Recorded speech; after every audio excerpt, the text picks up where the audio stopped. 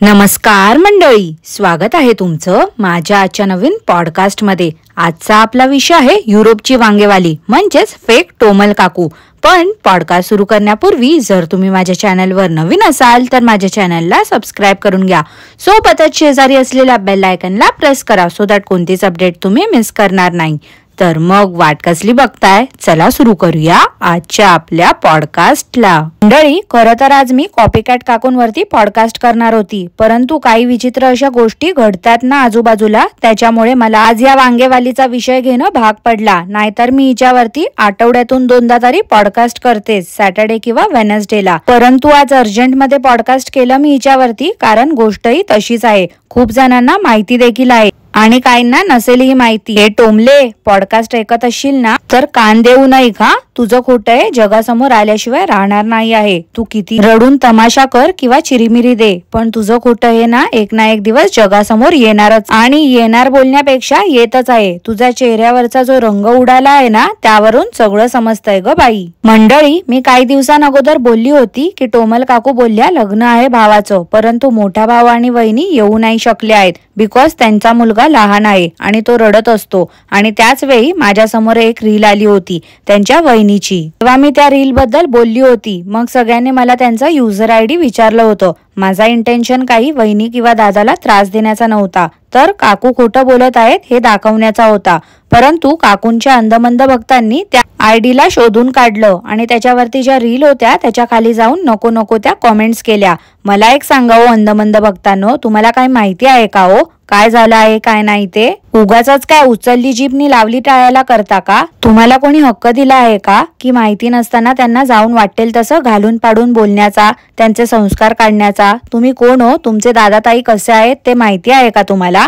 नाही ना? मग उगाचच ना या फालतू लोकांमुळे इतरांना काही बोलणं बंद करा। अहो अंधमंद भक्तांनो, तुमच्या या असल्या फालतू सपोर्टमुळे ना ती बाई खोटं बोलत सुटली आहे। मला तर वाटते तिला वेडच लागलंय आता। डॉलरसाठी वाटेल ते करत सुटली आहे। मला सांगा हो मंडळी, या बाईला भावाचं लग्नाचं कॉन्टेंट बनवण्याची काही गरज होती का? कशाला ना सगळंच दाखवत बसते। मग कोणी नाही दिसलं व्हिडिओ मध्ये किंवा कोणी विचारलं त्यांच्याबद्दल की हिला बरोबर मिरच्या झोंबतात। अंधमंद भक्तांनो, वेळीच सावध व्हा। ही बाई ना दिसते तशी नाही आहे, पक्की आतल्या गाठीची आहे। एक नंबर स्वार्थी बाई आहे ही, स्वतःच्या फायद्यासाठी इतरांचा वापर करून घेते फक्त। आता बऱ्याच जणांना वहिनी साहेबांची आयडी माहिती आहे, तर खूप जणांनी रील बघितलीच असेल।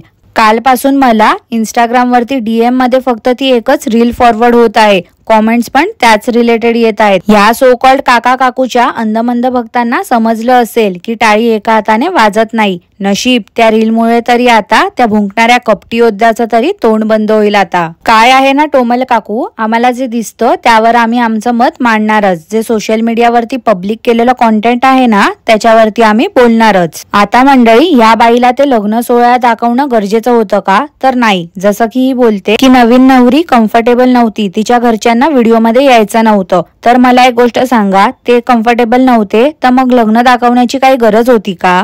आणि काय हो टोमल काकू, तुमच्याकडे डायरेक्ट लग्न होते का हो? साखरपुडा वगैरे नसतो का? की तो साखरपुडा दुसऱ्या पद्धतीने केला आहे म्हणून तुम्हाला दाखवायचं नव्हतं? आणि काकू आता प्लीज साखरपुडा झालाच नाही वगैरे फेकाफेकी नका करू। काय आहे ना, खूप गोष्टी माझ्यापर्यंत पण पोहोचतात हो, पण काय आहे ना युट्यूब पॉलिसीच्या अगेन्स्ट मी कधी जात नाही आहे। नाहीतर तुमचं भांड फोडायला ना मला 1 मिनिट पण पुरेसा होता हो। साखरपुडा कधी झाला, कुठे झाला, कोणत्या पद्धतीने झाला, सगळं माहिती आहे मला। खबरदारा काकू, उलट्या सुलट्या प्रायव्हसी कंप्लेंट्स टाकल्या ना तुम्ही तर माझ्याकडे पण खूप पुरावे आहेत। तुम्ही कुठे कुठे आणि कसे कसे रूल्स ब्रेक केले आहेत त्याचे। त्यामुळे आधीच सांगते, हद्दीत राहायचं, हद्दीत।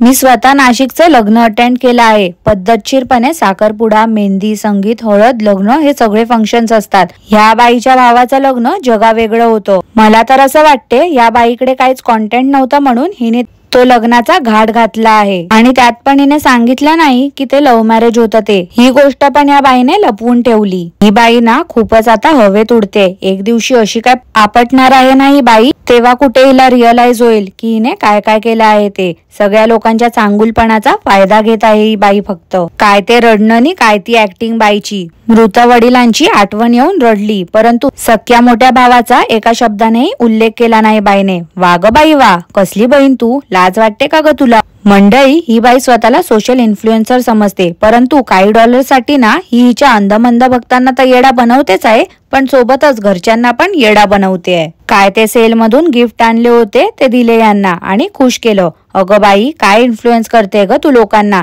जनाची नाही निदान मनाची तरी लाज बाळग ग. मला तर असं वाटते आता तो किरकिडा तरी सुधरेल एक ना एक दिवस. पण ही बाई ना एवढी कोडगी झाली आहे, हिला कसलीच लाज शरम नाही राहिली आहे. सगळं काही चव्हाट्यावरती आणते बाई. अगं वेडी बाई, जरा ना सायकॅट्रिस्टला दाखव ग. मेंटल वाटतेस तू आता मला. काय ते सगळीकडे हिलाच पुढे पुढे करायचं असतं नुसतं.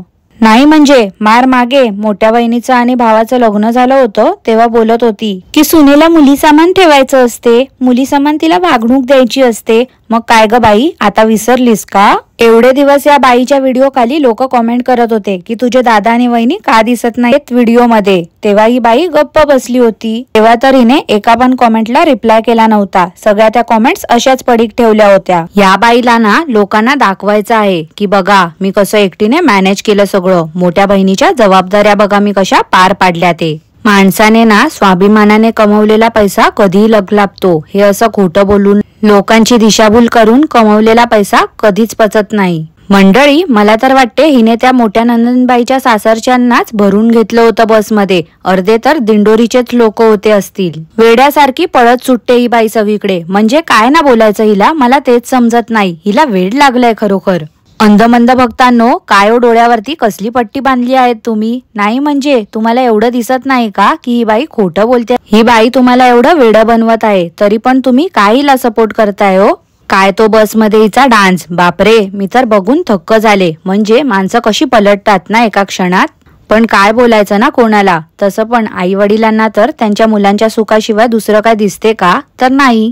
मला तर असं वाटते की हिने हिच्या व्हिडिओमध्ये येण्यासाठी म्हणून सगळ्यांच्या पाया पडली असेल आणि रडून रडून नाटकं केली असतील हिने. आणि आत्या आणि त्यांची मुलं तर मला असं वाटते की हिच्या वडिलांकडे बघूनच आले असतील. त्या दोन्ही मुलींना ना कधीपासून एकच तो लाल भडक फ्रॉक घातला हिने. काय बोलायचं या बाईला. स्वतःला तर 4-4, 5-5 साड्या घेऊन आली आहे, पण त्या मुलींसाठी काय कपडे घेऊन आली आहे ते तिलाच माहिती. आणि बनोज काका तर घर जावईच आहेत. ह्या काकांचं तर स्वतःच्या घरात लक्ष कमी आणि बायकोच्या माहेरीत जास्त असते. आणि मंडळी, तुम्हाला म्हणून सांगते, या बाईने ना लग्नाचे हळदीचे 4-4 पार्ट बनवून ठेवले आहेत.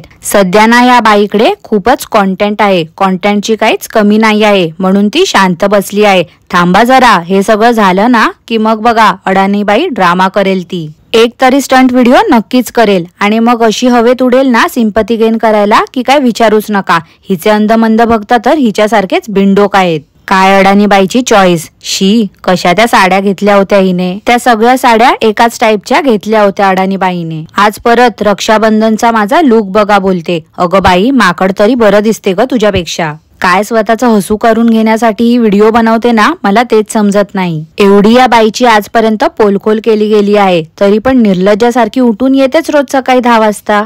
अगं बाई, तुझ्या व्हिडिओ टाकण्यावरती विरोध नाही ग माझा, पण निदान ज्यांच्या जीवावरती तू एवढी मोठी झाली आहे, निदान त्यांच्यासोबत तरी लॉयल राहा ना. कशाला एवढं खोटं वागतेस? त्या खारी आणि शैलाचा लुक दाखवला बाईने आणि त्यांना पण स्क्रिप्ट दिली होती की कोणाला राखी बांधणार आहात, तर त्या बोलल्या की एकमेकींना. वा काकू वा, त्या मुलींना तरी सोडा हो. कशाला त्यांच्याकडनं खोटं वधवून घेताय? अहो, त्यांचा सक्का मामे भाऊ असताना पण तुम्ही त्यांना राखी बांधू दिली नाहीत त्याला. काकू, खरंच सांगा हो, कुठे फेडाली पाप?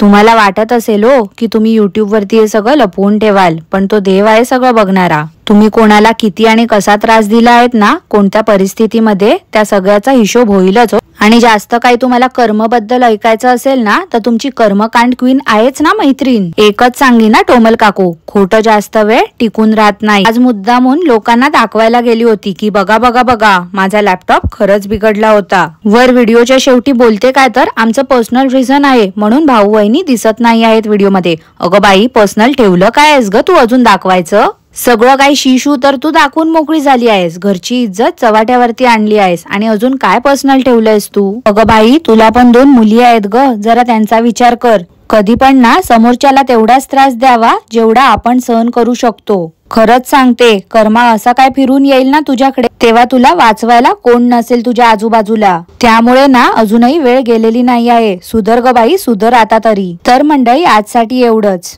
मला माहिती आहे आजचा माझा पॉडकास्ट हे खूप उशिरा अपलोड होत आहे, पण जसं की तुम्हाला देखील माहिती आहे की गेल्या आठवड्यापासून खूप जास्त सुट्ट्या होत्या, त्याच्यामुळे आज कामाचा जास्तच लोड होता. 1-2 दिवस जरा प्लीज समजून घ्या. आपले पॉडकास्ट थोडे लेट अपलोड होतील किंवा लवकर देखील मी ट्राय करेन अपलोड करायला. तर आजचं पॉडकास्ट तुम्हाला कसं वाटलं ते मला नक्की कॉमेंट करून कळवा. आणि पॉडकास्ट आवडलं असल्यास लाईक करा, शेअर करा, चॅनलला सबस्क्राईब करायला विसरू नका. सोबतच शेजारी असलेल्या बेल आयकॉनला प्रेस करा सो दॅट कोणतीच अपडेट तुम्ही मिस करणार नाही. धन्यवाद.